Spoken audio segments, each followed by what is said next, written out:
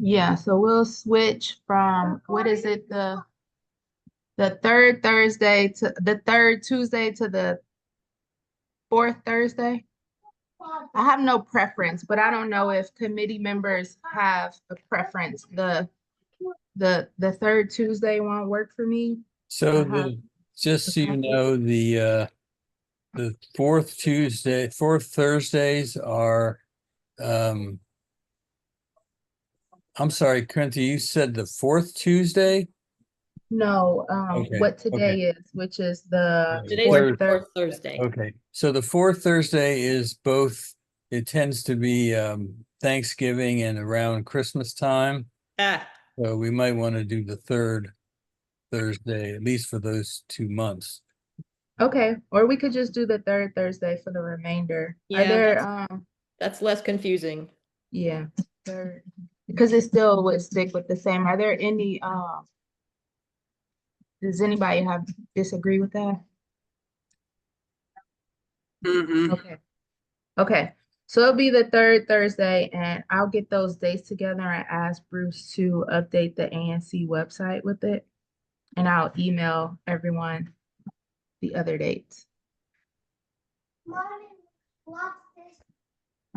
Okay. Okay.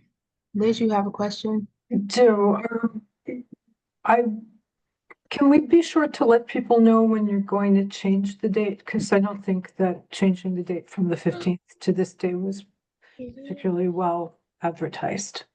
So I appreciate that, if you don't mind, and certainly let the commission know. Okay. Going with our agenda. The first item on the agenda is just welcome and introductions. I know we have some new individuals here today, so we'll just go through and do introductions. If everyone could be cognizant of how long you talk, at least a minute, so that we can get through our agenda for the rest of today's meeting, but just share why you joined RAISE or why you're attending RAISE committees, and your name, of course. So I'll start. I'm Corinthia. I am one of the co-chairs for the RAISE committee. 1 second. I am also ANC commissioner for single member district 05. And I had joined RAISE. I got involved with RAISE back in maybe 2020 or so, or 2021. I had participated in a couple of the small area plan meetings, and I had just, I would say, some challenges within the community. And so I had just saw on the website about the racial and social equity committee. And then I moved from SMDO2 to '05, and I had reached out to Connie at the time to get involved. And that's how I've been involved. Libby, you want to go next? Who's Sure. our other co-chair? So hi, everybody. Welcome. Good to see you here. I am Libby Martin. I live on Northampton Street.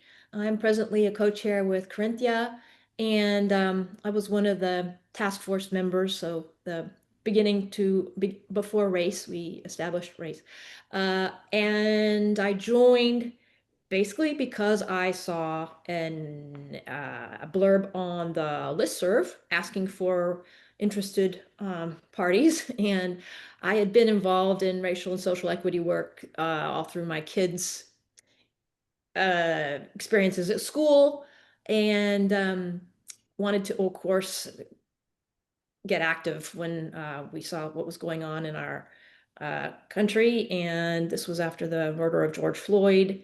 And I wanted to see how we could work on that in our own neighborhood. Okay, who's next? So I'll defer to Lisa to go next, and then Liz, and then we can go to the rest of the committee members.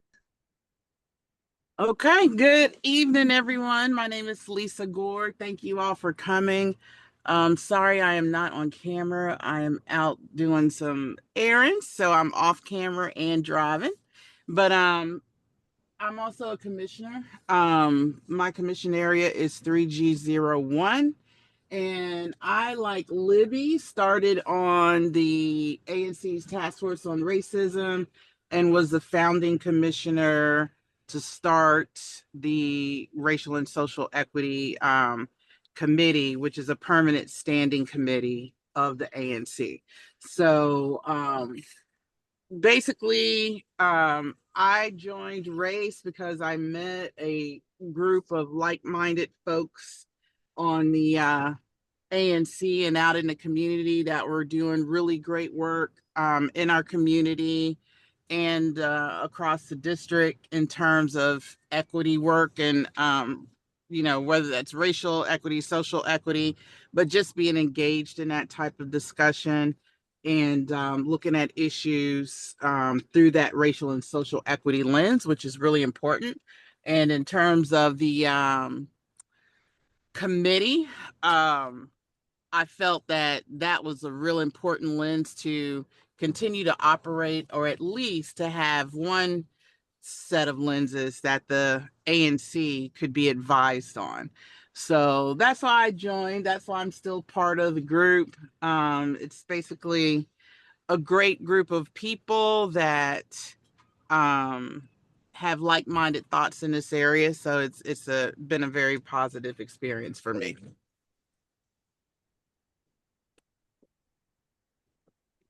Cal or Carl, who's next? Oh, let's finish with the commissioners. Liz, would you please go? Thank you. Right. Sure. Hi, everyone. Good evening. I think everybody knows, well, I don't know Lester Burke, so hi. Nice to meet you. I know everyone else. I'm Liz Nagy, Commissioner Gotten over that. But this is the biggest thing.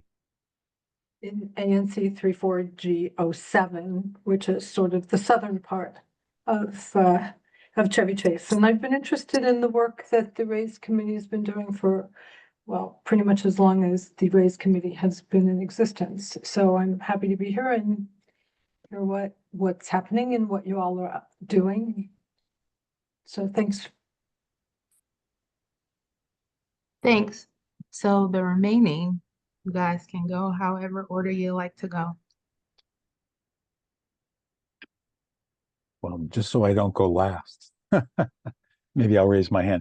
Brian Heilman, 26-year resident of Barnaby Woods, ANC 34G02.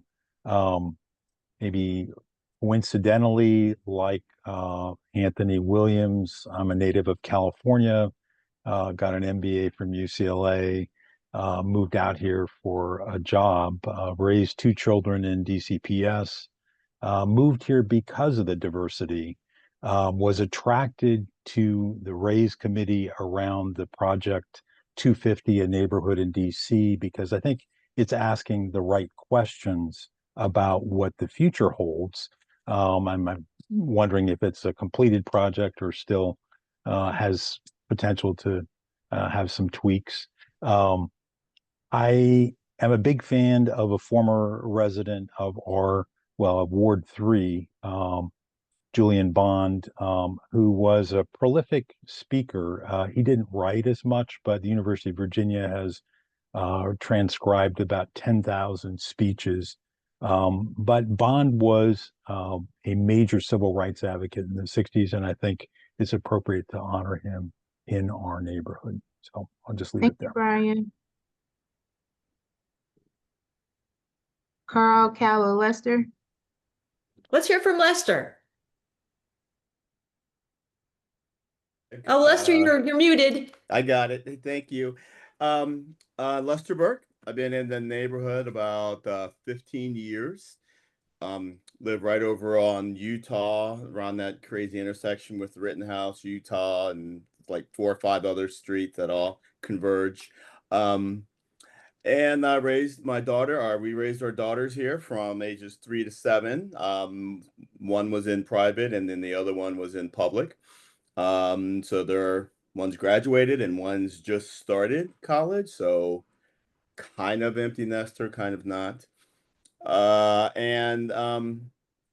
When Bruce Sherman started his campaign and just started doing his work and emailing, and he and I ended up talking a lot. We kind of bonded over, I don't know if you're familiar with the Twin Towers houses behind the residents of Utah. We kind of bonded over that, and we all expressed frustration and everything. And so Bruce mentioned this committee to me, and thought it might be a good idea. And I I kind of agree with him, and I really have a lot of I just kind of I want to get off the sidelines a little bit. It's very easy to complain about the big houses and nobody's doing anything. It's very easy to complain about the things that are happening on Connecticut. But I wanted to go a little further and see if I could at least have a voice in that and bring voices from my neighbors who all have very little kids, so they're very busy, but they still have concerns and that kind of thing. So I thought this would be an interesting way to kind of get in there a little bit and, put my money where my mouth is, or put my Yeah. mouth where my mouth is. Great. Carl, don't fight for it. Come on, Carl. You're muted. All right. Oh, I was starting to talk. Okay. Sorry, I didn't know I was muted. I'm Carl Lankowski. I live on McKinley Street. We've been in this neighborhood now about a little over 15 years, living in DC for, depending on how you count, 30 or 35 years. I came from Connecticut, where I was born and raised, and was an undergrad at Georgetown University. Took my graduate degrees at Columbia University in the city of New York, and spent a lot of time, about 40 years or so, um, focused on and on a number of occasions living in Europe, in particular Northern Europe, in particular Germany, and also in Belgium. That's relevant because what my experience there told me is that there are contributions to be made based on what I had learned about the caste system, as Isabel Wilkerson described it in her book, Caste, about here in the United States. And so, generally speaking, I had a lot to learn about the US because I was focused on Europe. But I did when I came back and settled in this area. I too was a member of the um, task force. I also have another hat.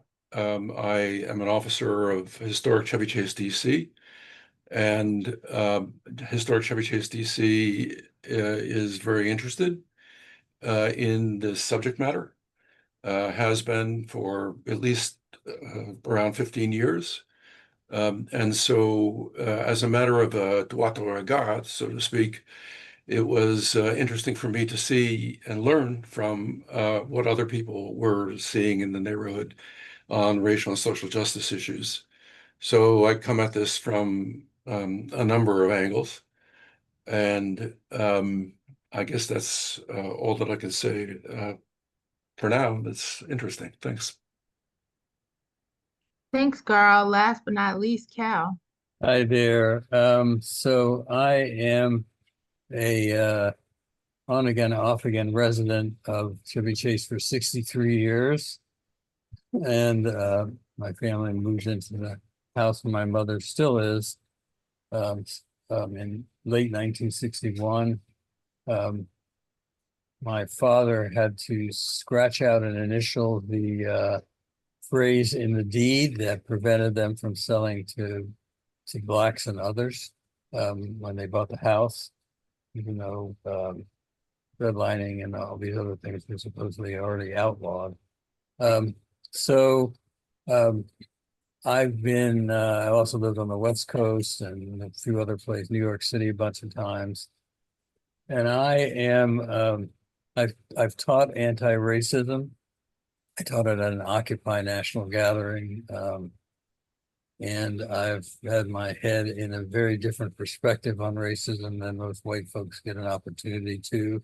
Not an experience that I wish upon anybody else, because it was arguably the most painful 3 years of my life having my total orientation.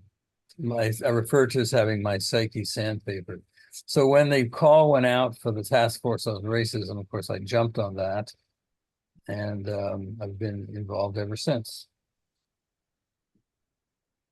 Okay, thank you, Cal. So, just so that everyone has some good expectations of racial and social equity in our committee, I would like for Lisa, if you could just give us a quick overview, provide a history on the RAISE committee, like beginning with the task force, just so everyone understands that the RAISE committee, our focus is more on racial and social equity in our neighborhood in different areas of our city.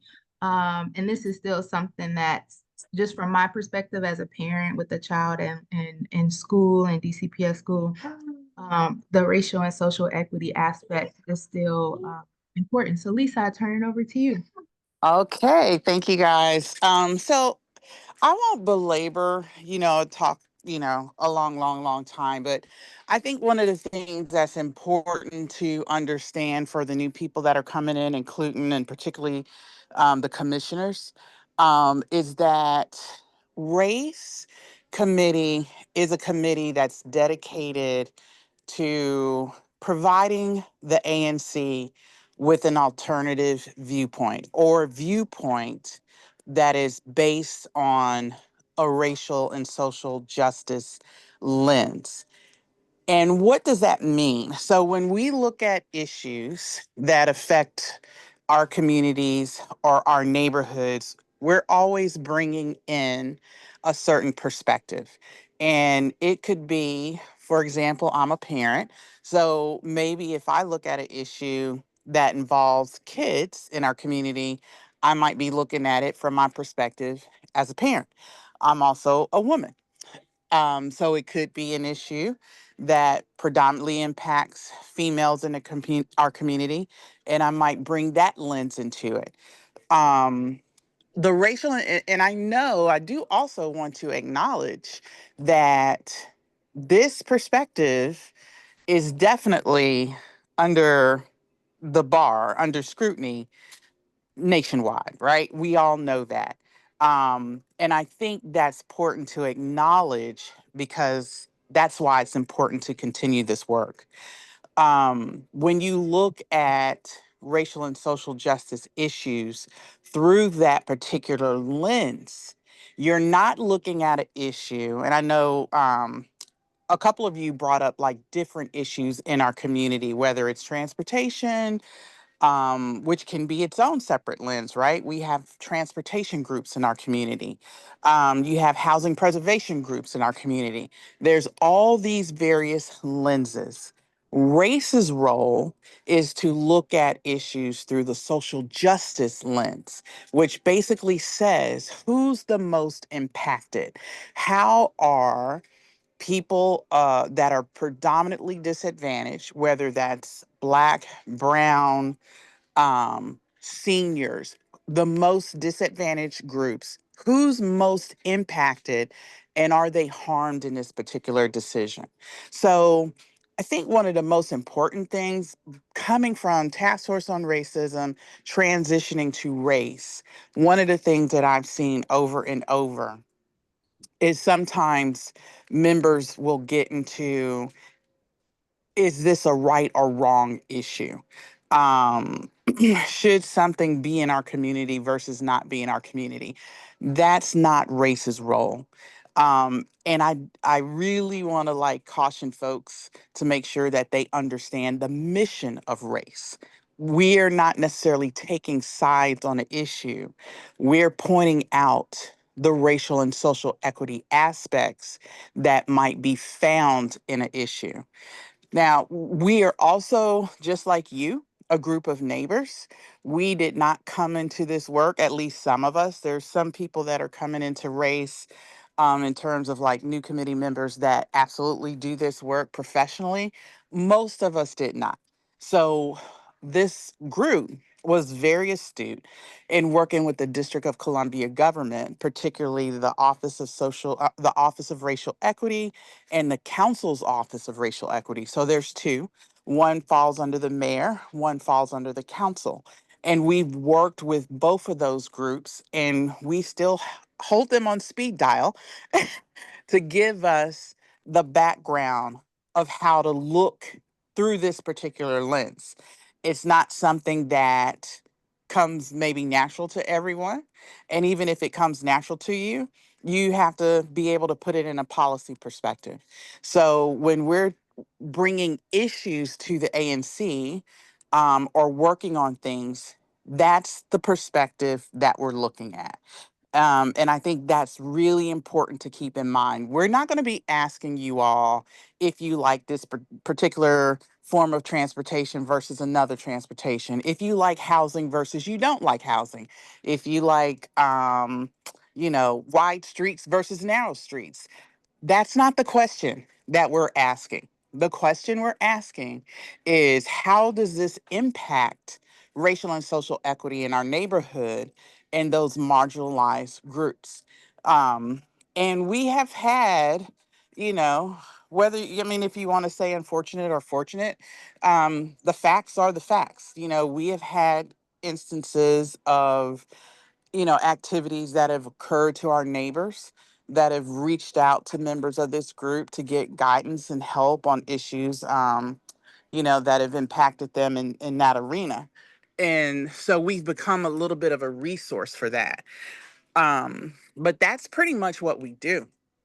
And as you see, that work never really ends. It's always ongoing. There's always different ways we could look at things.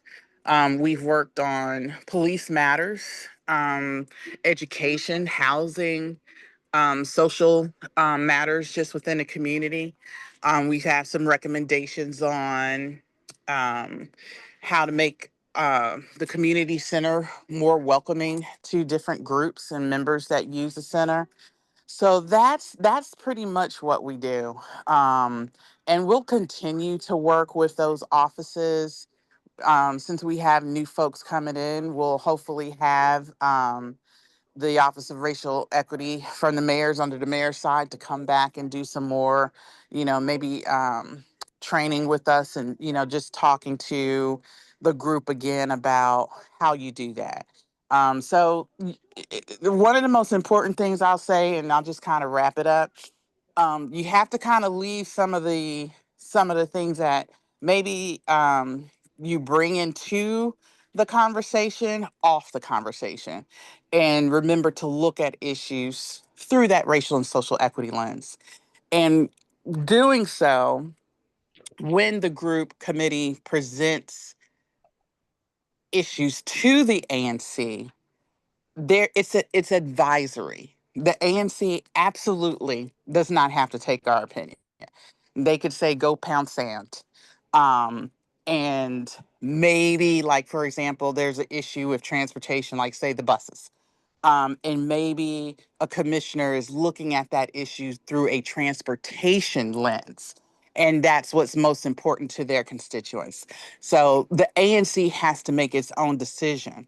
But this group tries to do the best it can in saying, hey, ANC, this is one particular way that people in our community are being impacted, and we would like you to take a close look at that and maybe hear some recommendations that, based on that impact, we think you should make. So hopefully that kind of clarifies what we do.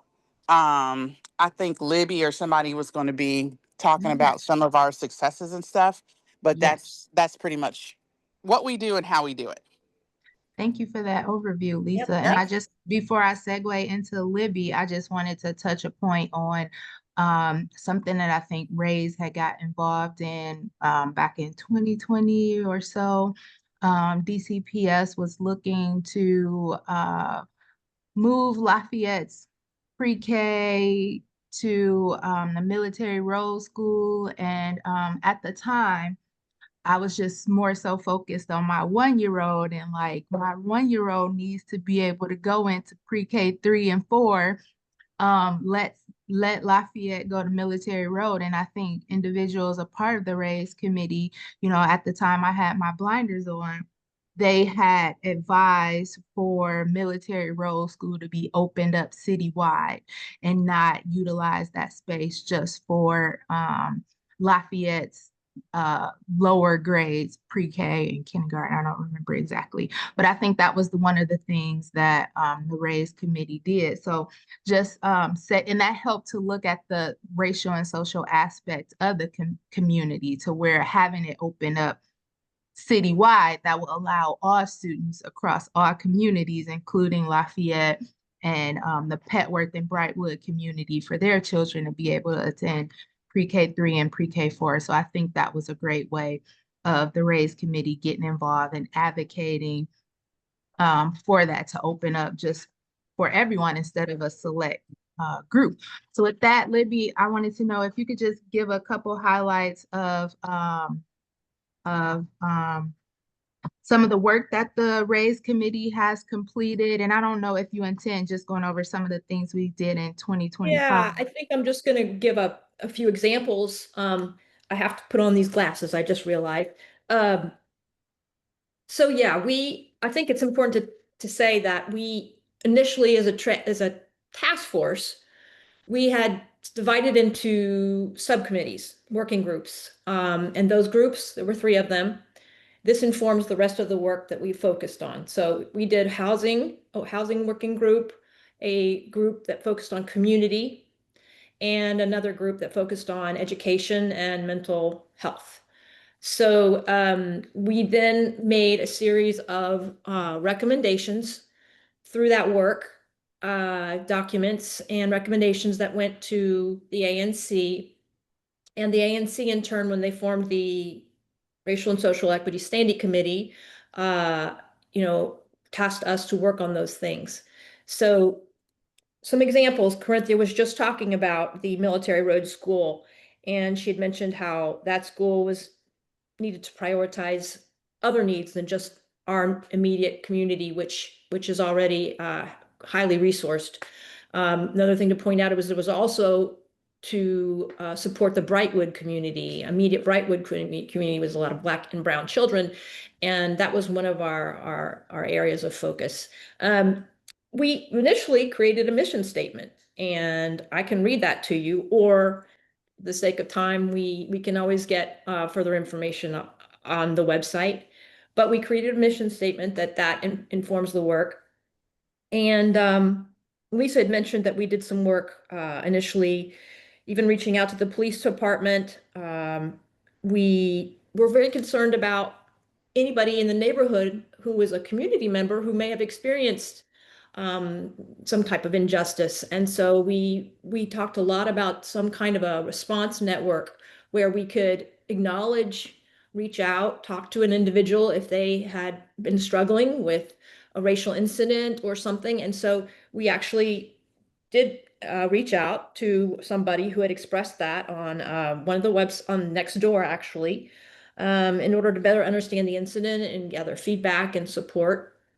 Those are specific incidents. There's also there's also work that we do that's very broad. So we've done a lot of looking at partners, potential partners that we can learn from, invite to meetings, hear from, collaborate with. That's been everybody from Empower DC to Neighbor Northwest Village, to the groups that we're currently talking to, Free DC. And we work also when we can to learn and collaborate with other ANCs. One of the things that we did was to offer support to ANC 5, I believe it was, Ivy City, who was experiencing some really damaging environmental toxicity issues. And we created a recommendation and a letter expressing our concern, because our feeling is that, yes, we focus on our neighborhood, but these are also issues that affect the community as a whole. And Environmental issues are things that we want to address also in our own backyard. As in Rock Creek, we've studied, haven't found a way to move forward on that quite frankly, because working on environmental equity involves the National Park Service as it relates to Rock Creek. But these are things that we've been trying to look at from many different angles. One of the main things that we're proud of, and this goes to Carl and his leadership with Historic Chevy Chase DC, is our collaboration about the Windows 250 project. And you probably, Lester, I don't know if you're familiar with it. No, you gotta take off your mute. Yeah, I don't think I am familiar with that. All right, well, we're gonna hit you over the head with it. All right. It's something that was I think started in was it 2004 and has carried into 2024 and carried into 2025 to educate the community about the history of the neighborhood. And because we are nearing our 250th anniversary of the Declaration of Independence, I'm going to get the wording right on this. The Windows 250 project, in collaboration with HCCDC, it began as a poster exhibit on Connecticut that we officially unveiled on Chevy Chase Day. And Carl gave a talk, Matt Fruman came, and it was to build a project that would eventually become a series of posters. CBS agreed to sponsor those posters and to put them in their windows. They are currently still there at McKinley and Connecticut. So those big four-color posters trace important historical events, starting with the arrival of the Pointer family, right, Carl? Descendants of Pointer, yeah. Yeah. So that is something that was not only just the posters, it was also a series of talks. And that took place beginning of this year, a series of presentations, open air presentations, open to passersby or people who showed up. And they gave HCCDC people gave a talk each chapter of the project to explain and also pose the question of, where are we now in our arc of history in terms of where we are today and where things, what our initial aspirations were as written in this Declaration of Independence. So that's something that was a lot of work, and we've helped support that by education. Excellent. Very cool. So yeah, those are some ideas. We've worked to support the the Red Line exhibit, which took place at the Cleveland Park Library. It was an amazing exhibit. And so Race promoted that, invited one of the organizers to come and speak to us. We have liaised with Cal in particular, the Office of Racial Equity, one of their leaders, Dr. Amber Hewitt. We've met with them to talk about possibilities for training. We're still looking at that. And we've also weighed in about the civic core, starting back with the small area plan, then the comprehensive plan. Race provided a series of recommendations. Again, this is through the racial equity lens about housing and the needs and what we would like to see in terms of a special space, housing, community involvement, engagement activities. So that's something that Race was very interested and involved in. We've most recently been involved in, a letter that offered community support, again, about a racial incident. That was something that, because it involved the school, Race felt like it needed to put out a letter. And we're currently working with the ANC caucus to talk to them about perhaps coming to see us to learn actually, they're doing work with a response to the DC National Guard. Hmm. Their whole series of solicitations or suggestions to how they can take over our city. And so we're talking to them. And we're also interested in inviting educational representatives from the DCPS system as well as Free DC. So those are very recent exchanges, but I have a whole long 4-page list here. So I'm trying to just give a few. Thank you, Libby, for giving us that overview. Have I left anything, that just is glaring, Cal? You're like our meticulous mind there. Thank you, Libby. Before we move on to our agenda, Liz, you have a question?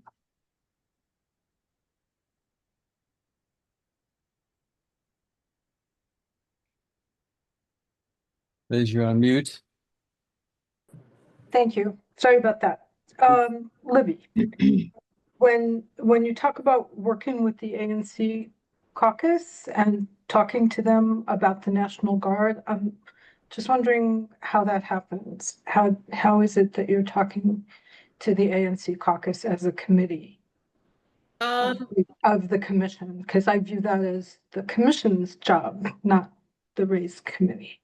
Well, actually, as it touches on what they're doing in terms of, we're interested in what they're doing in terms of how it would affect Black and Brown people in our community, just as the involvement with going after immigrants and even racial profiling of the rest of the city who are regular citizens. So I I think understand that, but I just don't understand how it is that the committee is having conversations on behalf of the ANC on these issues without clearing it first from So, the ANC. I don't think the committee is speaking to them on behalf of the ANC. no. Then how are they speaking to them? Because without the ANC, you don't actually have a. I think she was Have to probably resist. mentioning that from Lisa's perspective, because Lisa is a part of the caucus and Lisa is also a part of the As am race I, committee. Corinthia. I understand that, but I Okay. don't speak to the caucus on behalf of the ANC either. So you asked a question and I was trying to provide you with an answer. So Lisa is an ANC commissioner. Lisa is a part of the race committee and Lisa participates in those caucuses.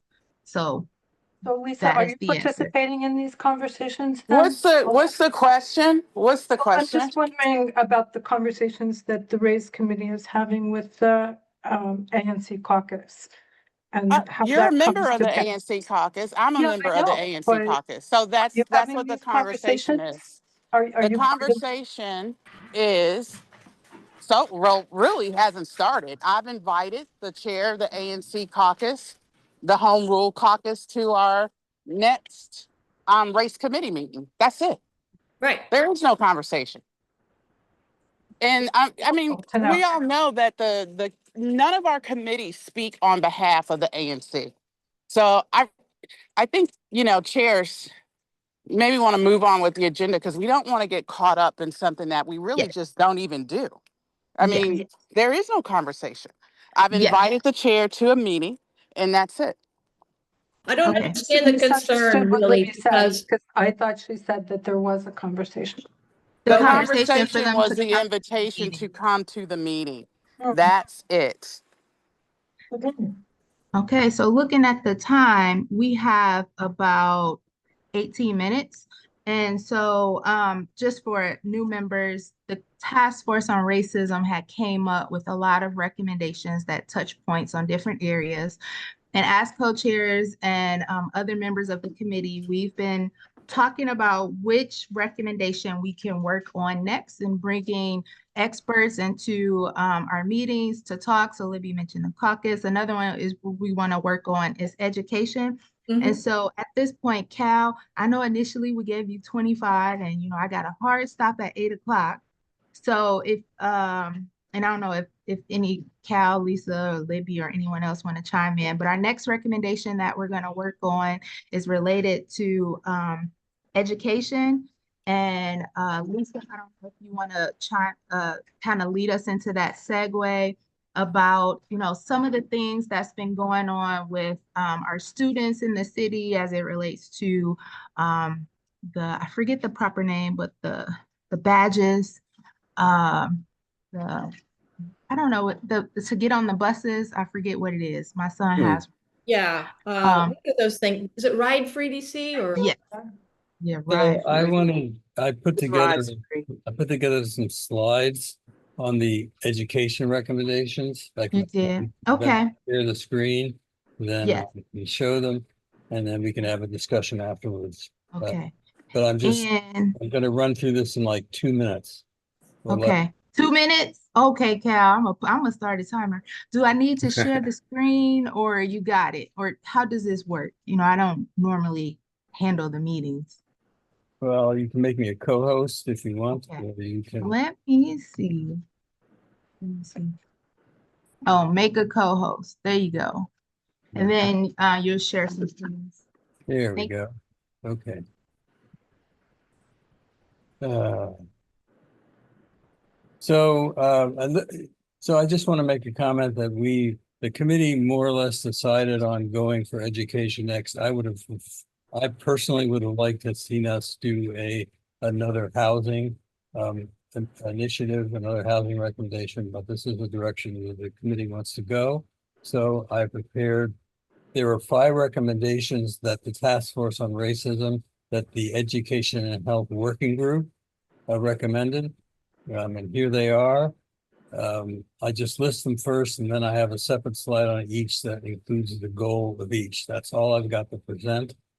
So let me go through each one. Do you want to read them? If you want to read them quickly before I move on to the next slide, I can leave them up for 20 or 30 seconds.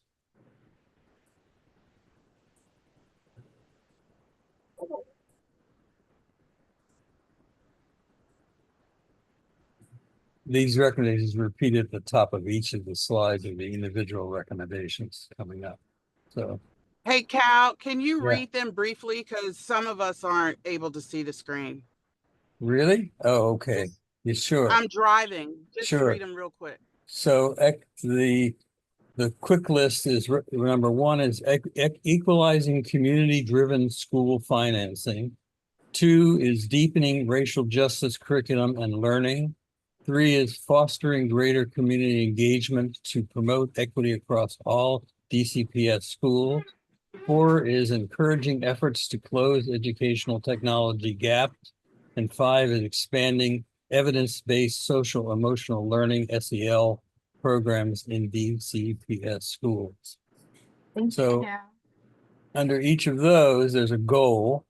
So the first one, which was equalizing community-driven school financing, the goal is to achieve a more equitable distribution of community-driven financing by addressing existing and longstanding funding disparities among school communities within the DCPS system.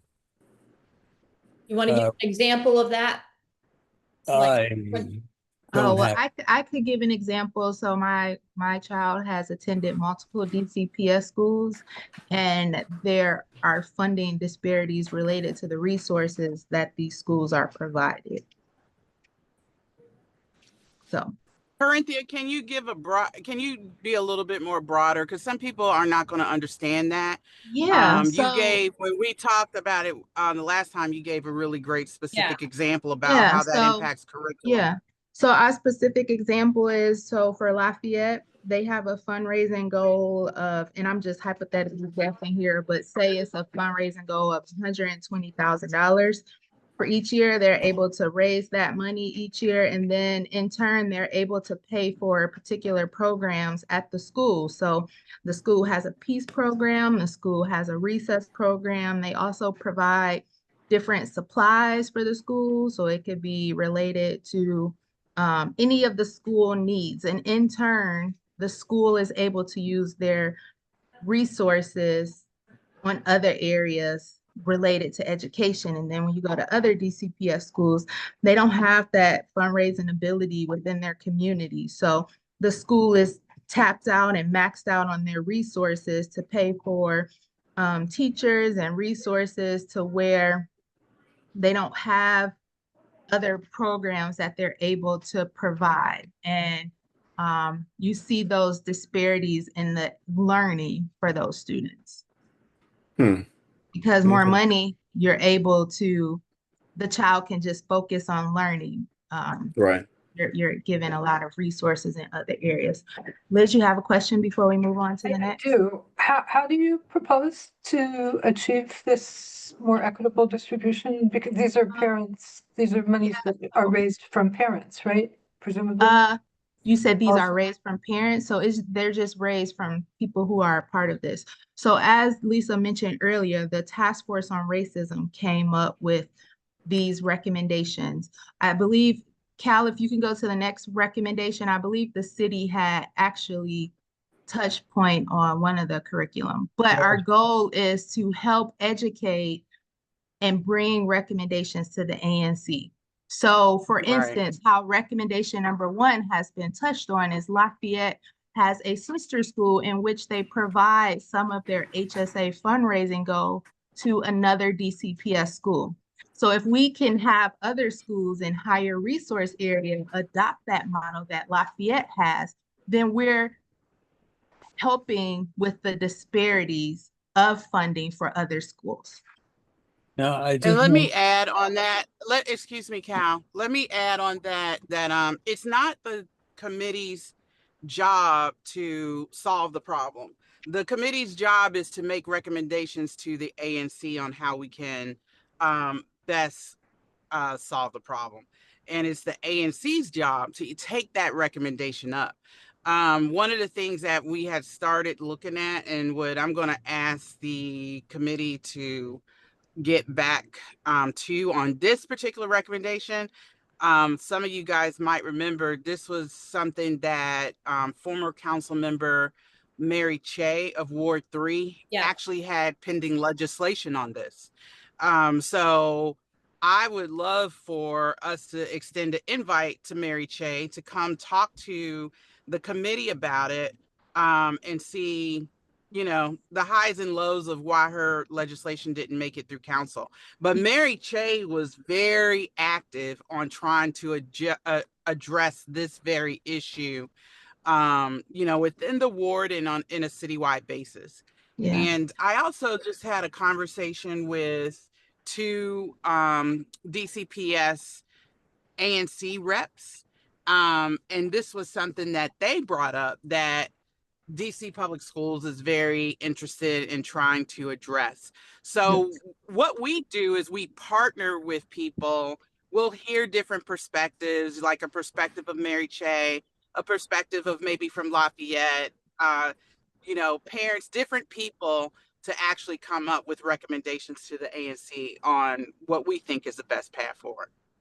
And just to add to that, I would hope that the ANC's goal is to take that recommendation and run with it and advocate and lobby, I guess, and I'm using lobby in air quotes, but advocate for that as we do with other things that we advocate for on the ANC. And Cal, thank you for bringing up that legislation. It's 7:51, so we got 9 minutes. so I have 4 more to go through. That was the first one. So along with each of these recommendations, the education and mental health group, working group provided a suggested list of activities. I'm not going to go through them, but I just want to, but that's, so partially the answer to Liz's question is there is a Right, set of exactly. recommended activities. And I Okay. think these are on our website under, when you go under on the ANC website, is raised and all of the previous document is listed out. So you can go to our website and check it out. Okay, next You recommendation. have to go, if you go to the page on the Task Force on Racism and you go below this video, then you can get the actual reports that were submitted. And what I just pulled from was this group right here, this report right there. Okay. But can you repeat where that is? That's in the task force on racism. Let's see, can I get It's that? Yeah. on the, They're yeah, Like Under, if under task forces. Lester and Brian want to find it. So on the ANC 34G, they see ANC3G.org site. If you click on the menu on the upper right corner, you get task Task force. forces, one of right, the- right, right. And under that, you'll see task force on racism, and that'll bring you to this page. And then and then while we're here, if you go to the link for Raise, you'll see some of the other work that we've completed that's similar to the task force on racism. right. Got it. Thank you. Yeah, if you guys take a look at that, and you'll and have that's lots on- to read. That's understanding committee. Okay, let me race through the other 4 of these. So that's recommendation number 1. Recommendation number 2 is deepening racial justice curriculum and learning. And the goal is to ensure that anti-racism is a more central theme of DCPS and Lafayette Elementary School social studies and civics curriculum and instruction. And I'll chime in here for examples. Lafayette has a pillar of their priorities for the school, and anti-racism is one of those. And through the curriculum, we have community days where like for Black History, different Black History, Hispanic Heritage Month, there are events that are celebrated around those where we learn a little bit about individuals from that history or just more about the history. Number 3. Got okay, number 3 is fostering greater community engagement to promote equity across all DCPS schools. And the goal here is to establish a coordinated community-based effort across the city to achieve educational equity among all schools in DC. All right. Mhm. Yeah, and that one is very important for me because I know we talk about a lot about overcrowding of Ward 3 schools. And I think if all our schools are equitable and have the same resources and standards, then people have no problem with sending their kid to school anywhere in the city. And I think the closer we get to that, the closer it is for everyone in our city, and our children are our future. They're going to take care of us when we're old. So recommendation, Hopefully, hopefully. yes. Okay. So, number 4 is, I don't know what's happening to my voice here. Encouraging efforts to close educational technology gaps. The goal is sustainably close the technology gaps among DCPS students and families. I don't have anything to add to that. Since I've been a part of DCPS, I feel like all the schools have had great technology, but I've only had experience with 2 out of all. But I'm pretty sure there are some. And then the last one, Cal? Number 5 is expanding evidence-based social emotional learning programs in DCPS schools. The goal is to close the racial divide that exists with respect to social emotional learning, known as SEL. Okay. So those are the 5 recommendations and their goals. Thank you so much for that, Cal. So we have about 4 minutes left. I had left about 5 minutes for just question and answers and wrap up. But just chiming in on what Lisa mentioned, some of the things that we're trying to bring forward for our next racial and social equity committee meetings is some speakers from the ANC caucus. We're looking into bringing some people in from Free DC. We're also looking into bringing in some educational experts because there has been an issue in our community as it relates to students starting in kindergarten and 1st grade. And I think it'll be good to hear from experts in the educational arena to talk about that. So our next meeting will be, we went with the 3rd Thursday, October 16th. And if there are any things that you guys want us to add to the agenda, but we're working on that as we can. Corinthia, when you, sorry, you were, listing the various groups that we're in touch with. And I just want to see if Cal has any updates on Oh, yeah. Office of Racial Equity. No, Nope, nothing yet. no. I Nothing mean, I lately? think they're still trying to come out from under the Yeah, assault from the federal, from. tell me about it. it. Okay. Well, with that, guys, it's 7:58. Is there anything I want to give you guys back 2 minutes? I know it ain't a lot, but little is better than nothing before we wrap up. So we'll publicize the next date and also rally to get new members here. Anything else? Are we okay? Yeah, are we okay with just working on the first recommendation off of education for the next meeting, which is the educational equity? Well, that's what I was gonna say, is we need to figure out which one of those 5 we want to start with. Yeah. I would like to start with that one, and reach out to Mary Che or someone, one of her legislative assistants, to see if they would like to talk to us about that, and also invite the DCPS ANC reps, who I started a conversation with on that, but just kind of let them know, that was one of our recommendations. But I agree. I think we have to kind of, come out of this meeting saying which one we're going to start on, and then get started on that work. Yep. Chair Gore, one of the Yeah, new members. I'm not chairing this meeting. Okay. Lisa, I was just wondering about out of school time, if we could kind of add that in any conversation about a racial and social equity lens for out of school Mhm. time choices for our brown and black neighbors Yes. and residents. Um, Because I did look at what's out there on the website, and there are a lot of programs, but they're kind of, when it comes to technology, for example, it seems to me there are a lot of places that we could go, Microsoft, Amazon, a lot of folks that are kind of where there are resources, and some of you are probably familiar with Education Forward, which has made about $30 million a year in terms of grants to charter schools and DC public schools as well. But I'm thinking we really need more out of school possibilities for our mhm. our community. So Okay. Mm-hmm. And that's a really, really big issue across the city. I don't think, and if you one of the people that, or groups we might want to also invite in this discussion is PAVE. I don't know if well, I know Corinthia, you're familiar with PAVE, but Yes. PAVE is a parent advocacy group here in DC.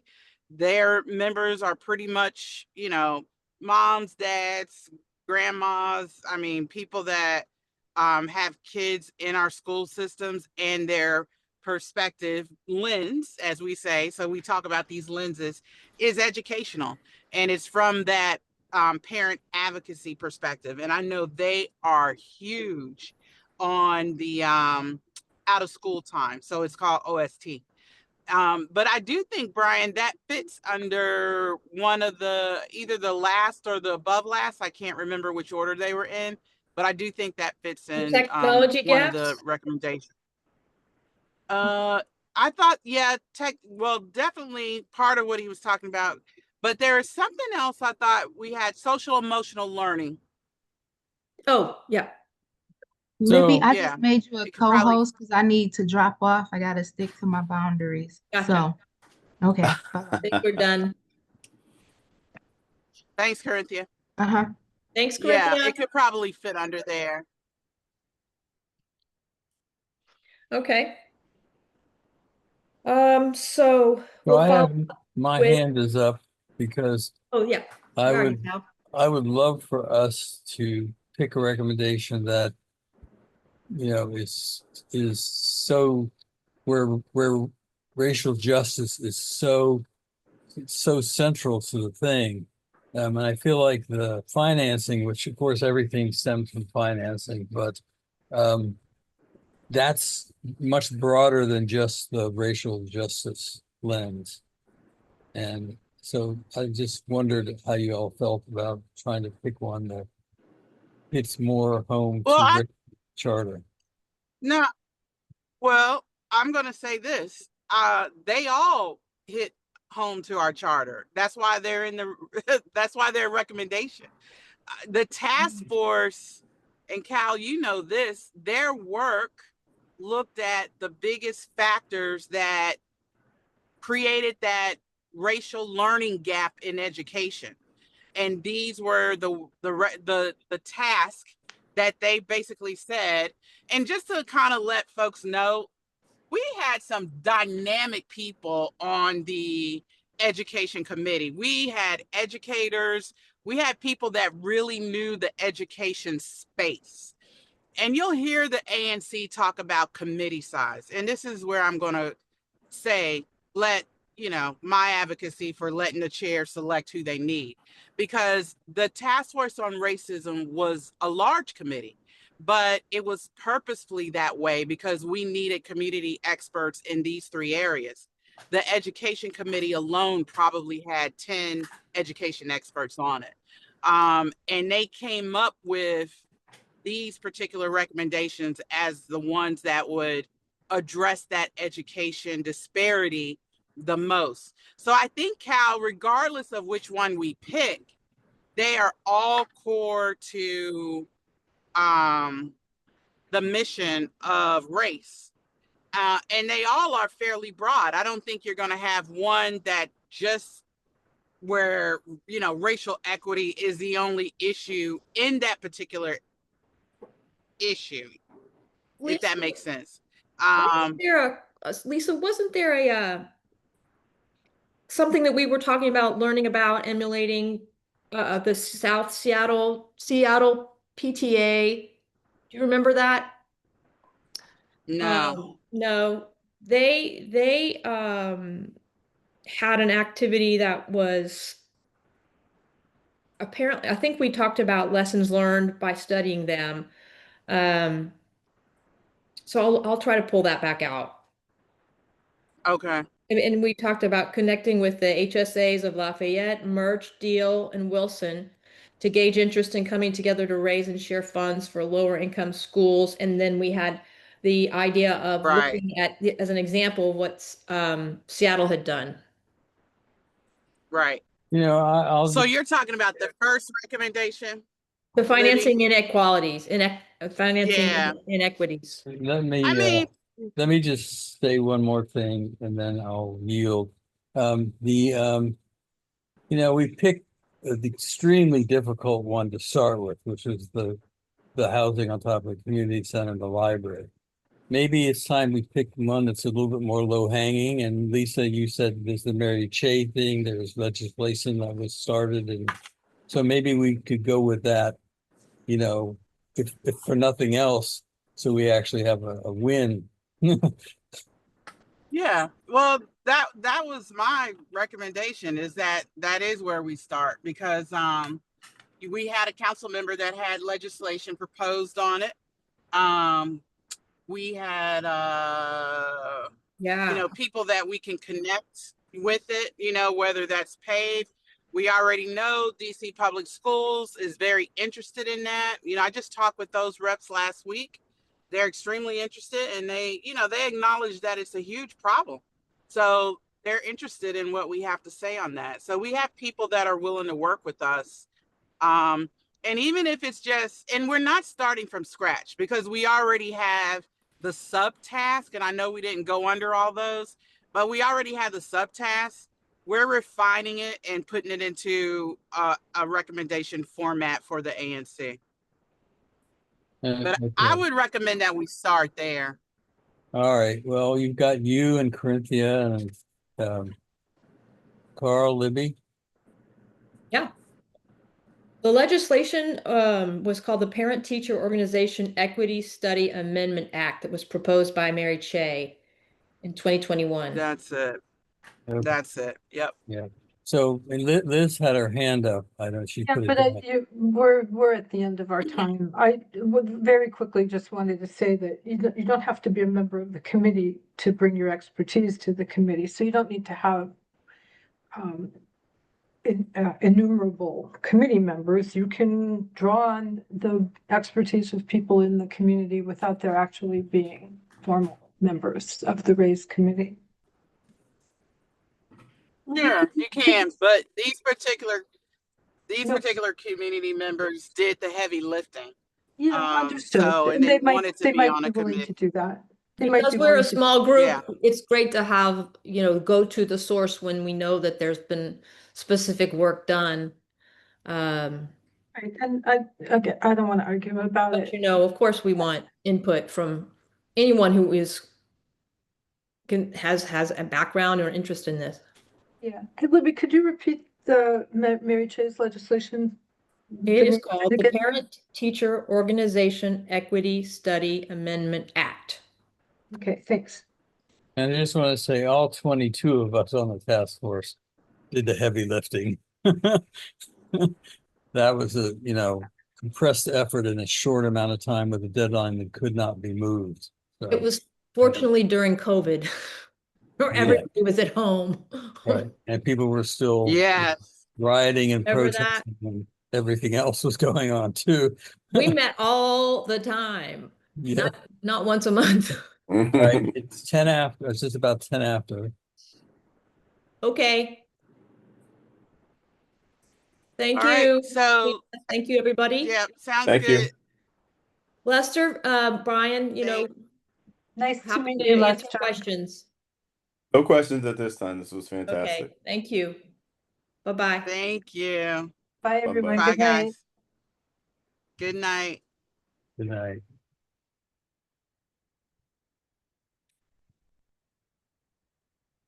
That'll. Turn off the recording.